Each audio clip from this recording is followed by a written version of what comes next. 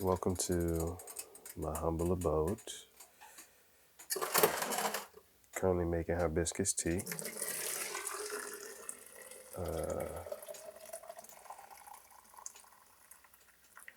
And do a little bit of hibiscus, well, a lot of bit of hibiscus, cinnamon, cloves, ginger, and then I'll throw some orange slices in as well.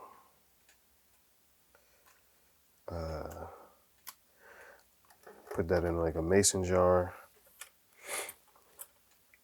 and just serve that over ice because I like mine cold. So I just finished that, and yeah. But this is this is an extension of my podcast. I have a podcast. It's called PFA, or Plant Food Anyway, and that's just I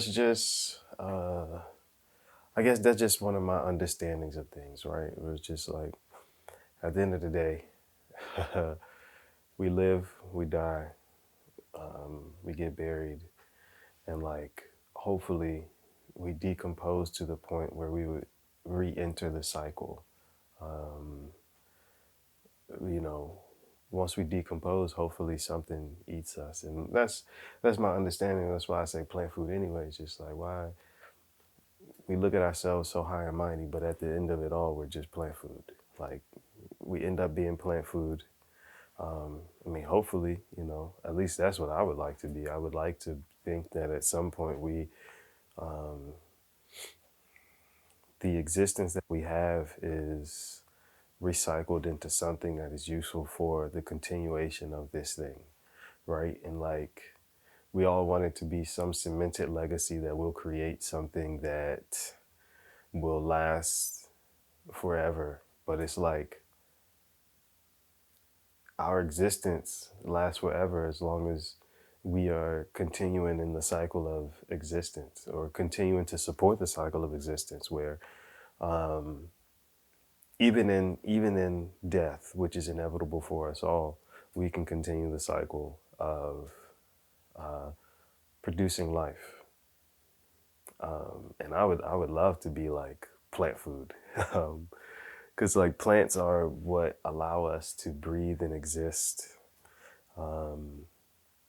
as humans. So like, if I could come back, or not even come back, but like if I die and decompose, and this is something I tell my friends all the time, is like, bro, like, when I die, no, don't do no embalming fluid, don't do no casket, don't do none of that shit, bro. Like, dig a hole, throw me in the dirt, cause yeah, I'm trying, you know what I'm saying, want the earth to use me. I'm about to go pour some tea. Hopefully I don't burn myself. Strong possibility I might burn myself. Let's try not to get burned.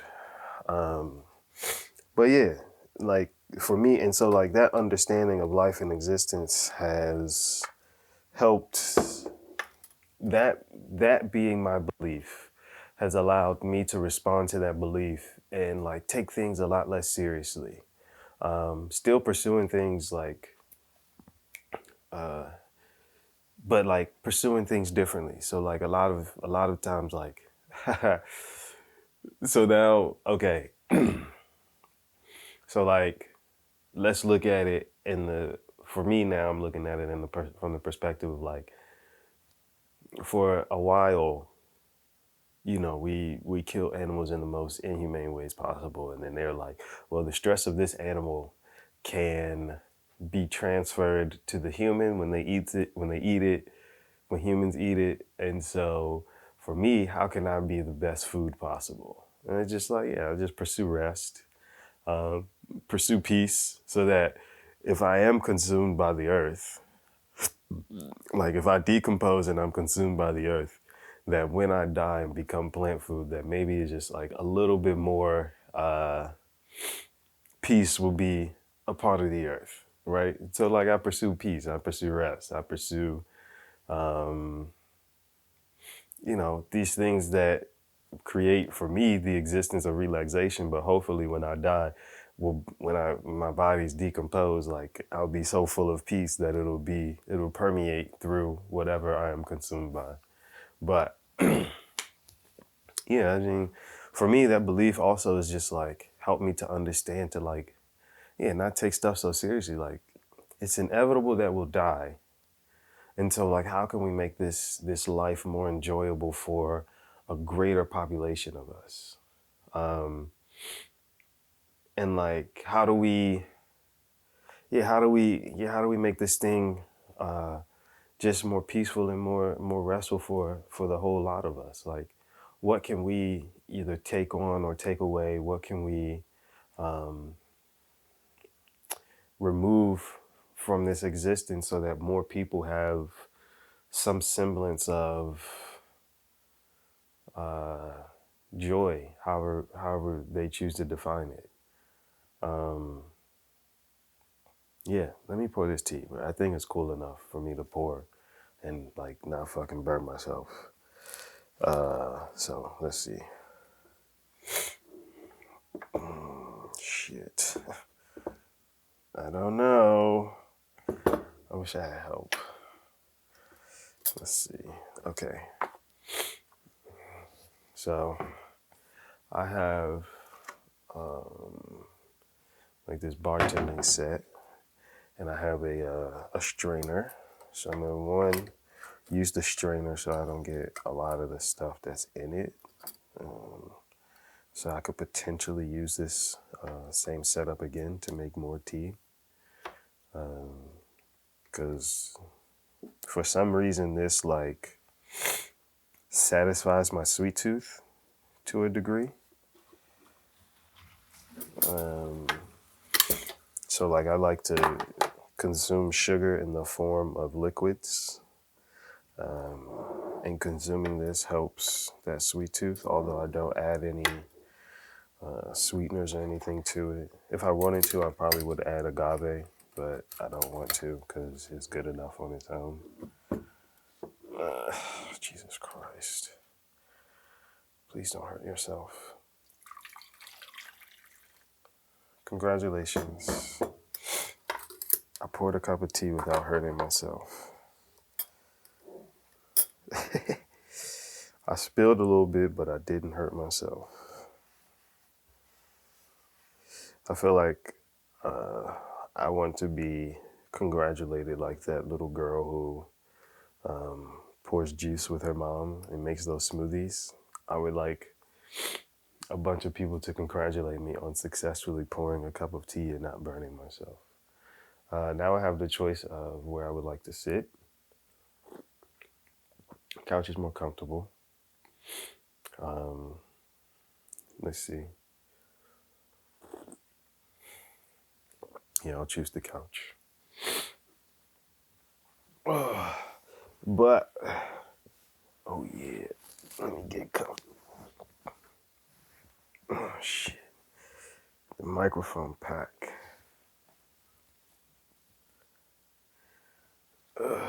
Jesus. Let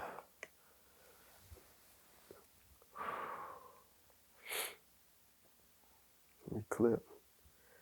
Let's see. Yeah. Let's make sure we still good. Yeah, so like one of the, let's put that joint right here. That's like one of the better compliments that I get for a lot of things that I record is like the audio quality. So I took my time and learned like a couple of things. But yeah, so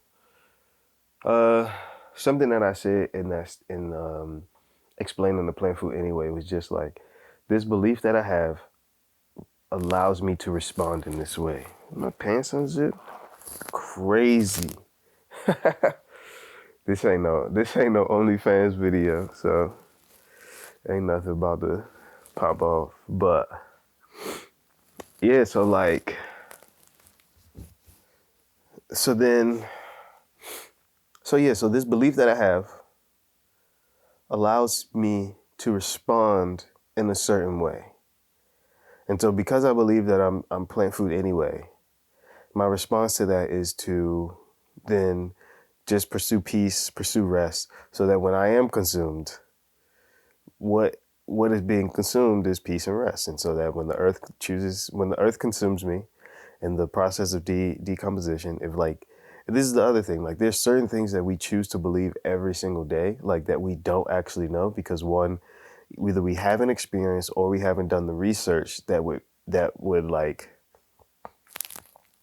essentially research would just be experience with the thing, right? So like if I research death and like watch the process of decomposition, and learn, okay, bet like when we do decompose, we become parts of the earth. In the religious context would be ashes to ashes, dust to dust, et cetera, right?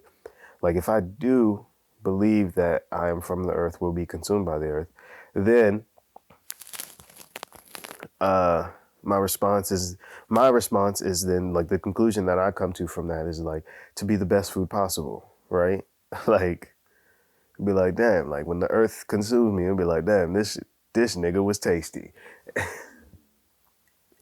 But the earth probably won't say nigga because, to the earth, we're all just humans anyway, right? So it becomes this now, say I have this belief and this is how I respond to it. This is the conclusion that I come to. And then, so for a lot of things that we're choosing to believe, like what are the conclusions that we're coming to based off of the things that we choose to believe, right? So like I meet a lot of people. So I work in the food service industry. So I meet a lot of people and like we're responding to things in a very similar way. Like I go to the table and immediately people know, oh, we're doing drinks first. Um, and for me, I like to disrupt that sometimes. Uh, Sometimes, because also that belief in like order is the reason that I get tips. And so as long as I'm able to maintain the order that people believe they are supposed to experience when they come into a restaurant, then I get tipped based on that order, right? So if I get to you in a timely manner, I get your drinks, I get your appetizer, I get your meal to you in a sense of time where you feel like, oh, bet, like this is the order that I anticipate because I believe that this is the experience that I should have when I come to a restaurant. Therefore, I will come to the conclusion that I should tip either standard, which is slightly increasing, which is interesting to me. Like food prices are also going up, and but also like the standard tip is going up, and so like these restaurants that I work at are not taking on the brunt of the responsibility for their employees, and so that goes to the people who are also buying the food, and so it's just a weird. I don't know. That shit weird to me, bro. I'm a part of it, and I'm seeing like the toll that it takes on the people that I work with, and I'm just like, huh. Pretty sure this is taking the same toll on me. Like recently, I've been sleeping at 8 p.m. to wake up at like 6 a.m. And it's just, and I'll have dreams about this work. I'll have dreams, basically, but nightmares really, but dreams. And it's just like, bruh, this is annoying. And it just being in the service industry further reiterates one point that I used to make to a lot of people. It was just like convenience is neither created nor destroyed. Like if you know science, I just got distracted because I want to put this tea in the fridge so I don't have to deal with it being warm when I try to pour it again. Oh man! But if you're familiar with science, like I say, matter is neither created nor destroyed. The same thing for me, same thing that I understand. about matter is the same thing that I understand about convenience, is that convenience is neither created nor destroyed. Meaning that if you usually, when we find a way to remove a convenience from ourselves, it goes to someone else, right? So like in the service industry, you get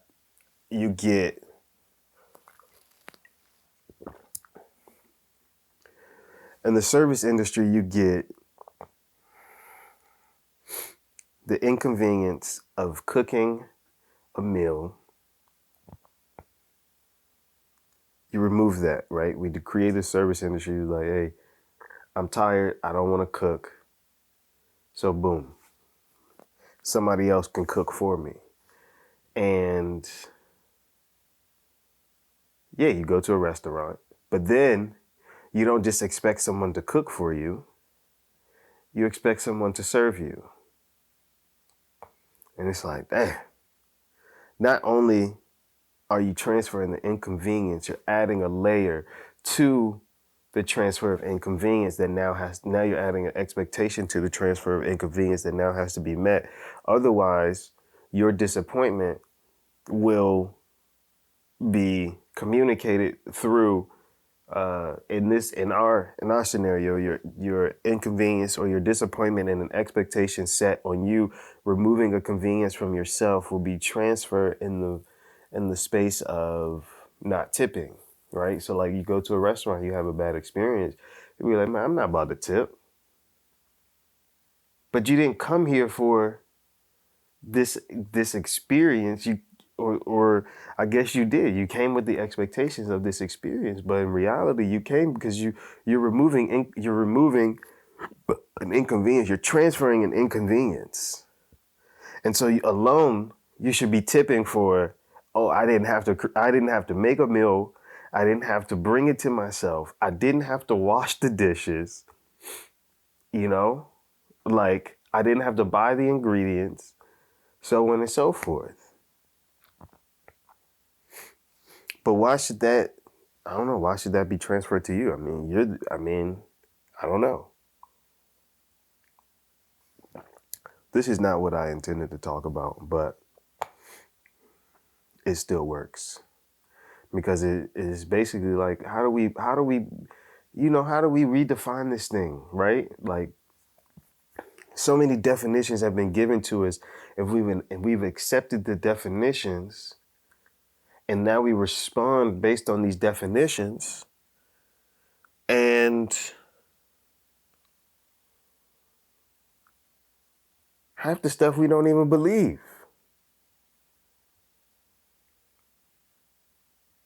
And it's just, I don't know.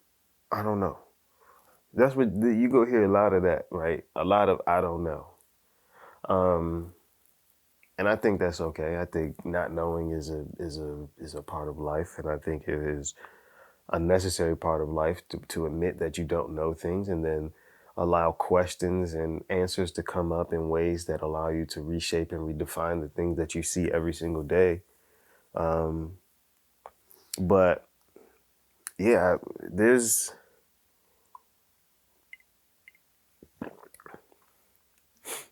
But then and I guess that becomes this question of like, what are you okay with and what are you not okay with? And then how many things are you not okay with that you are contributing towards every single day? And how many things are you not okay with that you're contributing towards every single day that is in the name of the transfer of inconvenience? I see so many people talking about doing the things that are inconvenient, but as soon as they become inconvenient and they have enough money, then they transfer the inconvenience. And then the transfer of inconvenience a lot of times we'll use different words for it. We'll call it outsourcing. When a business outsources, it's smart, right? It's a smart thing to outsource. But if you're poor, you can't fucking outsource. You gotta do all the fucking work yourself. Plus, you gotta do the work of other people who can afford to pay you quote unquote, a livable wage so that they don't have to do the thing. And it's just like, bruh, like, does this make sense to us? Or like, are we thinking about it in this way? I don't know. And that's the other thing. Like I can't read the minds of people. All I know are my thoughts and what is shared with me. And so a lot of, you know, what I may be thinking might not be on the minds of other people in the same way.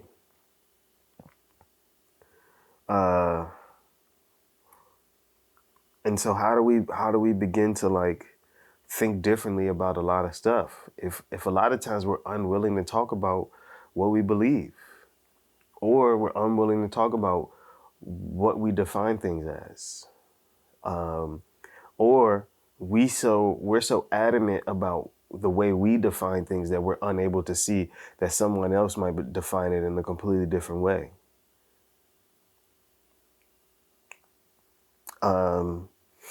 And so that's a conversation that's been coming up for me a lot recently. It's like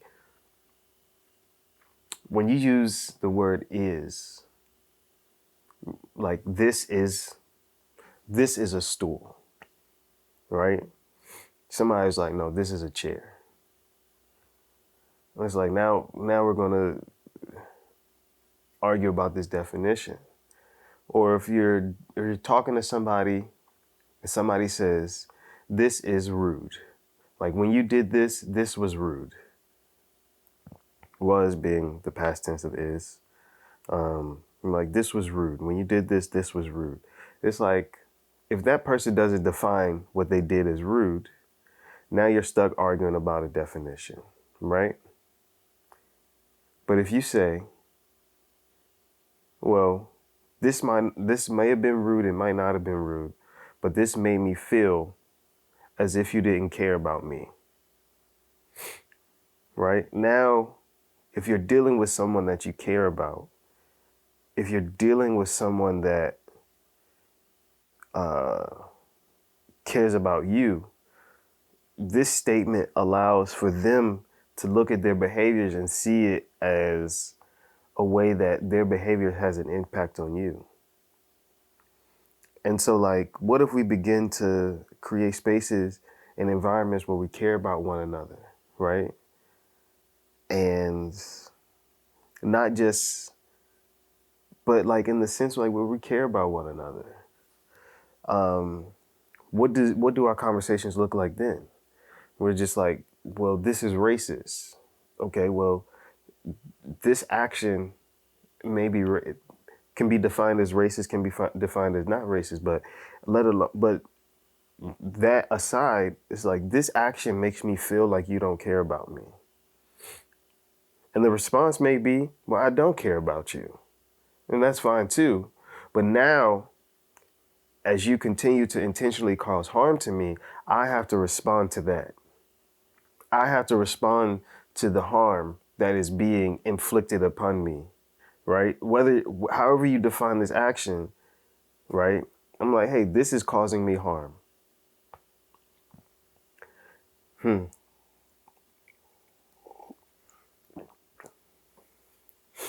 But then that brings into another question of like, who gets to define the impact of actions?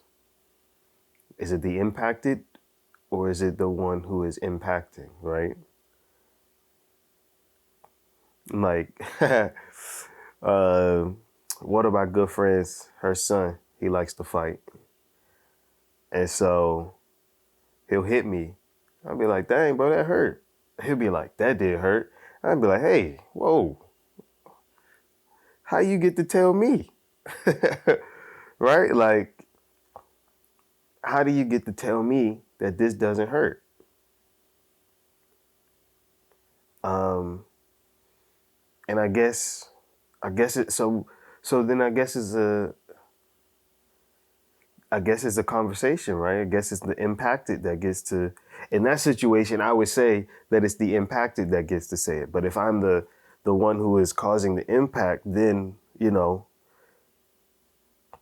what do I say? Like in the situation, because he's 5. So like in the situation where he says that I've done something to him, and do I respond in that way? Do I do by my actions tell him that the one who is causing the impact gets to define the impact? I don't think so. Like if he's upset with me and he tells me that something has upset him, I'll usually respond in a way that says, well, I apologize. It wasn't my intention to upset you. Like, how would you like me to respond in the future? So I give him space to dictate how he wants to be treated. And I give him space to have his voice heard and how he wants to be treated and how he wants to be handled. And I allow him to articulate that, and I try my best to respond accordingly. And then one thing that I let him know is that like he's able to hold me accountable to what I have agreed to, but then also that makes space for me to be able to hold him accountable for the things that he has agreed to. And these are conversations with a 5-year-old, right? And so like, how do we begin to have these conversations with adults across, what we would define as like racial lines and things like that? How do we begin to like look at people who are being impacted by a system that does not care about them, right? Like in every demographic, you'll find that the system chooses not to see people. The system has been created not to see people. Like, I get so fed up talking or calling, I get so fed up calling customer service and like, excuse me, I get so fed up calling customer service, talking to these people who are barely representatives of companies, right? Who are barely representative of companies. Like they're there most likely getting a check so that they can, fucking survive in an economy that is, the dollar store, okay, they sell eggs, right? So like we're being impacted by so many things every single day. We're having to make decisions for our families, for our having to make decisions for ourselves, for our families. Like there are people who are still impacted by there are people still being impacted by the coronavirus in ways that I'm not even privy to, right? Because, I'm fucking young and healthy. So even at the height of the pandemic, it still wasn't like a real concern for me. But we still have like people who are impacted, and like when you hear the numbers, you be like, okay, it has a survival rate of 98% or some crazy like that. You're like, bro, like 2% not a lot. But then when you meet people who are impacted by this thing, you be like, oh, that's a lot of people. You know what I'm saying? Like we're dealing with billions as our base. So any percentage of billion is still a lot of people. And so like, how do we begin to do our job? Our job being in a system that has created itself not to see people. How do we see people? How do we begin to see people? What are our beliefs about the people that we're seeing? And then how do we respond to those beliefs? And if those beliefs are causing us to respond in ways that would cause harm to other people, how do we change those beliefs? Right? Because we deal with a system that does enough damage, right? We deal with a system that doles out enough uh, HP that when you see people, bruh, when you interact with people, bruh, it's like, bro, how can I not continue to inflict the same damages that the system is already damaging? How can I in a way fight against this machine? Right? Like, how can I not be a product of the system the way that the system wants me to be? How can I choose to see people in ways that they will feel seen, heard, felt, understood, loved, and cared for, and not leave it up to somebody else, right? Not transfer this inconvenience. This is, and like making the choice that this is not an inconvenience that I'm willing to transfer, because I'm not willing to wait and see what happens, right?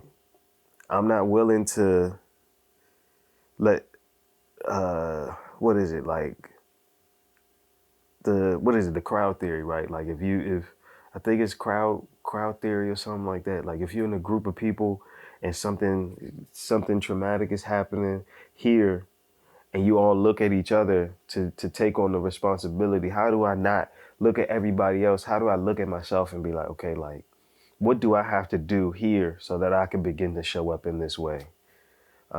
What are the beliefs? What are the understandings that I can change here so I can show up in a way that allows me to see someone else in a way that they feel seen, heard, felt, and cared for?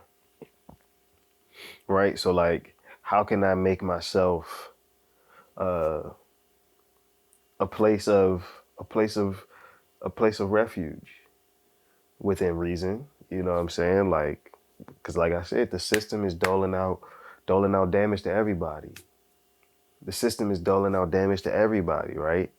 So like, again, you can't be everything to everybody, but like, there's people that you touch every day. There's people that you impact every day that you could literally change trajectories, right? Like, I was talking to a friend of mine about like air and talking about breath, and like, your lungs never empty. Your lungs never your lungs are never empty, right? So there's always air in your lungs. So like, that could my conclusion about that was like, well, if it's always air in your lungs, and if it's cycling, right? Every time that you breathe out, you're bringing something into a space. So just because you're present in a space, the air is different. And so like, if I'm in a space with somebody, if I'm close in proximity with somebody, we're breathing back and forth, we transferring stuff. So how can we be intentional about the air that we begin to bring into a space? How can we be intentional about our breath in a space where it's just like, I brushed my teeth so I wasn't funky, but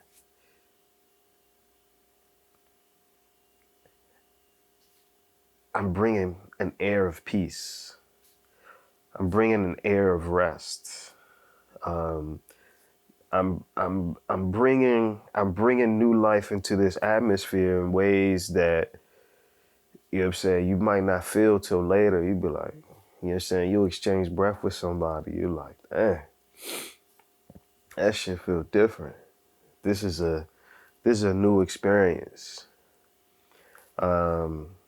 But yeah, I don't know, man.